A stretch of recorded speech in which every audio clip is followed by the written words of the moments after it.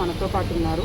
ఇక్కడ నిమ్స్ హాస్పిటల్లో జరిగిన ఏదైతే ఇప్పుడు ఘటన మనం బాలికది చూస్తున్నామో 12 సంవత్సరాల అమ్మాయి యొక్క సిచ్యువేషన్ ఎలా ఉంది, తన పరిస్థితి ఎలా ఉంది అనేది ఒకసారి సార్ని అడిగి తెలుసుకుందాం.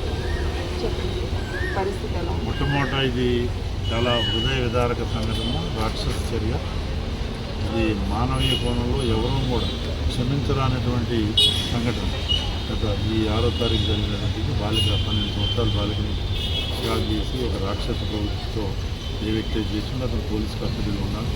కఠినాతి కఠినంగా శిక్షించాలా. ఫాస్ట్ ట్రాక్ కోర్టులో అవసరమైతే చట్టాలు కూడా సవరించి ఇట్లాంటి వాళ్ళకి పాపులర్ పబ్లిక్ డిమాండ్ అంటే ఇట్లాంటి వాళ్ళు ఉరి తీయాలనేది డిమాండ్. ఇక్కడ చట్ట పరిధిలో ఏది ఉందో అది చూసుకోవాలా. ముఖ్యమంత్రిని కూడా నేను డిమాండ్ చేస్తున్నా. ఆ కుటుంబాన్ని చాలా పాపం అయోమయంలో ఉన్నారు. వాళ్ళ బాధ వర్ణాతీతం, మాటల్లో చెప్పలేము.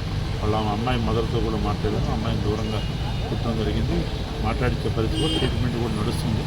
ఏదేమైనా చట్ట పరిధిలో ఏం చేయాలో అన్ని చర్యలు తీసుకోవాలి. గెలవడంతో నేను వివిధ కారణాలు అందిస్తున్నారు. ఇప్పుడు వివిధ పర్యటనలో భాగంగా నాకున్నటువంటి దీంట్లో తమిళనాడు, కర్ణాటక ఈరోజు సమయం దిక్కి ఇంకా ఆ రోజే రావాల్సింది ఆ జిల్లా వాస్తవ్యురాలు. ఏదేమైనా చాలా చాలా బాధాకరమైన విషయం, మాటలు రావట్లేదు. ఇట్లాంటి సంఘటనలు పునరావృతం కాకుండా ముఖ్యమంత్రి గారు కఠినంగా చర్యలు తీసుకోవాల్సిందిగా డిమాండ్ చేస్తున్నాం.